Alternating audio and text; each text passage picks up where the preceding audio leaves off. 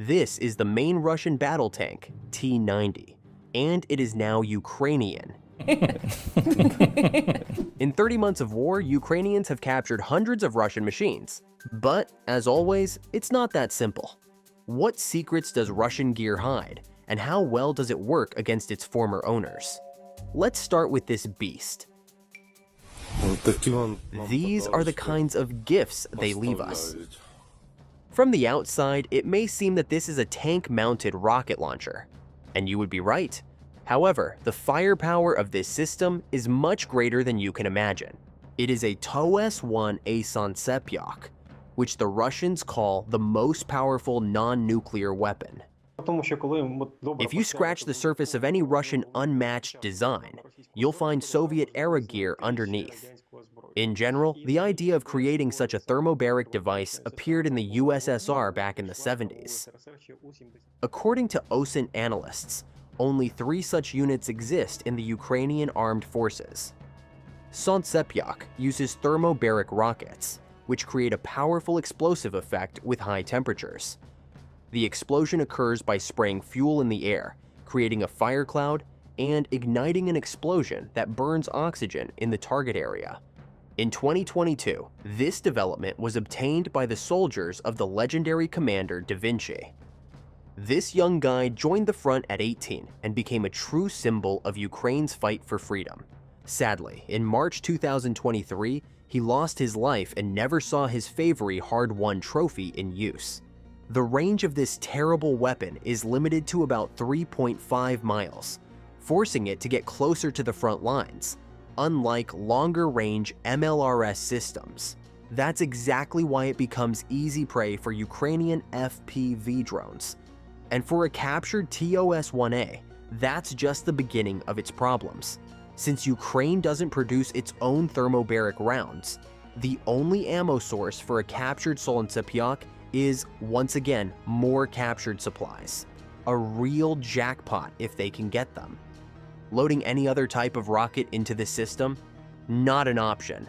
That's why you'll rarely see these machines in action.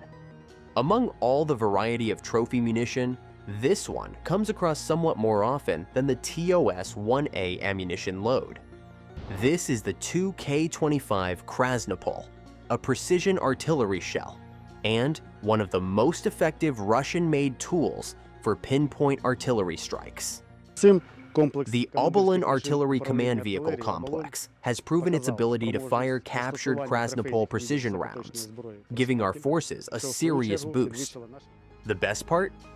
It can be launched from almost any 152mm artillery system.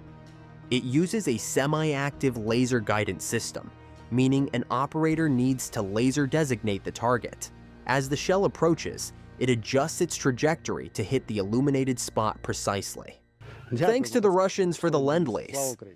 And here's where it gets tricky for Ukrainians using these shells. Unlike Western-guided shells, where targeting is set on the shell itself, Krasnopol relies on a laser beam for guidance. The laser frequency on the shell has to match the illuminator station frequency. On one hand, this makes it more resistant to electronic warfare. On the other, it limits the range to about 12 miles. Most importantly, our artillery crews can detect when Russians are targeting with Krasnopol using laser sensors, and duck for cover just in time. Oh, and these shells are also fired from captured equipment. But before we get to the heavy weights, hit that like button for this video. But where Ukrainians really got lucky is with self-propelled artillery. I'm holding on tight this time. Last time I nearly fell off the vehicle. Fire! Technically, the Russians didn't get too creative here. If you take a T-72 tank and slap a big gun on it, you end up with this self-propelled artillery piece. The Russians' main self-propelled gun, the 2S-19 MSTS, has fit in quite well with Ukrainian artillery crews.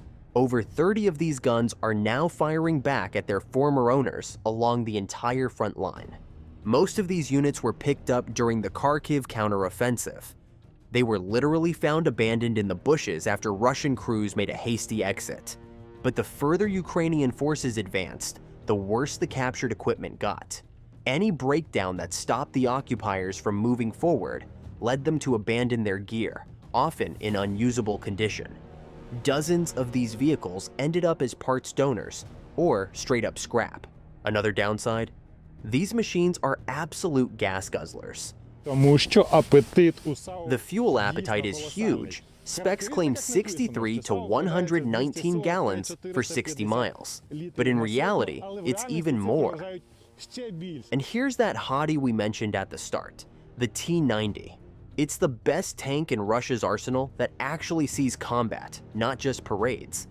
The latest version, the T-90M Pro-Rev Breakthrough, comes with upgraded armor, new electronics, thermal sights, and better crew protection.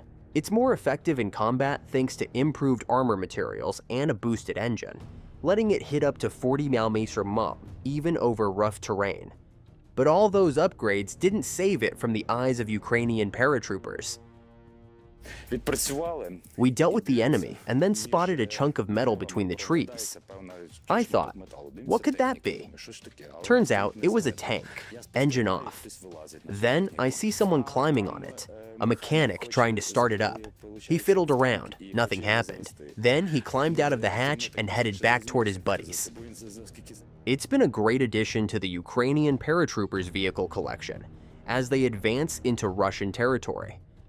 But the guys who captured it have a bit of a sarcastic take on their prize. The mechanics aren't too thrilled with this tank. They say anything made by Ukrainian hands is way better than this, whatever this is. But hey, we got on the same page with this tank. It's learned who Putin is, what Ukraine and a thriving West are all about. And it's like, all right, I'm with you guys.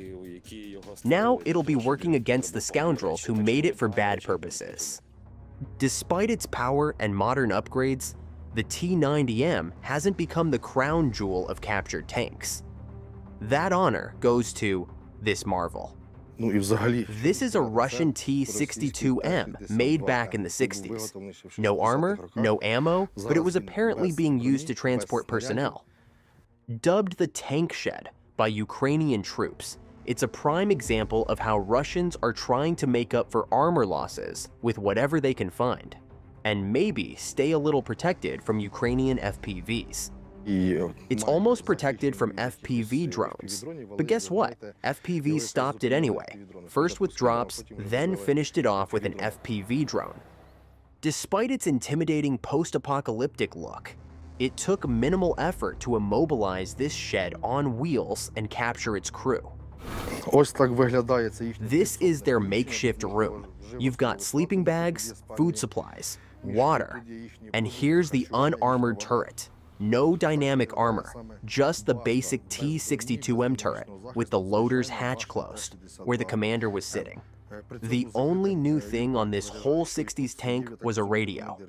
New antenna, visible wires for the radio, and, of course, some electronic warfare gear.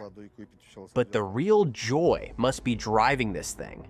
Let's hear from the mechanic. This shed rattles like crazy when it moves. There's no way to roll up quietly where you need to. Plus, the engine is ancient, dragging a thick smoke screen behind it. It's definitely worn out. This is not the kind of gear that should see action, but it still starts up and moves. So, here we are. What do you think of this trophy? Make sure to share your thoughts in the comments. A few more words on the T-62. Ukrainian forces captured tanks like these during the Kherson counteroffensive, and to date, we know of 40 captured machines. Well, the 62 is a relic of Dawek. Sure, they're modernizing them a bit here and there, adding some new equipment, that sort of thing.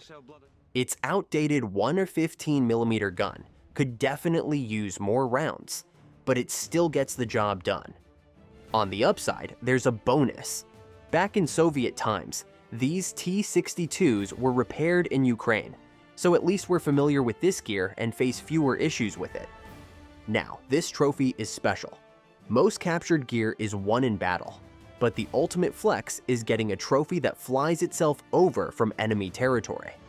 The operation to transfer a Russian Mi-8 helicopter to Ukraine was one of the most stunning moves by Ukraine's defense intelligence.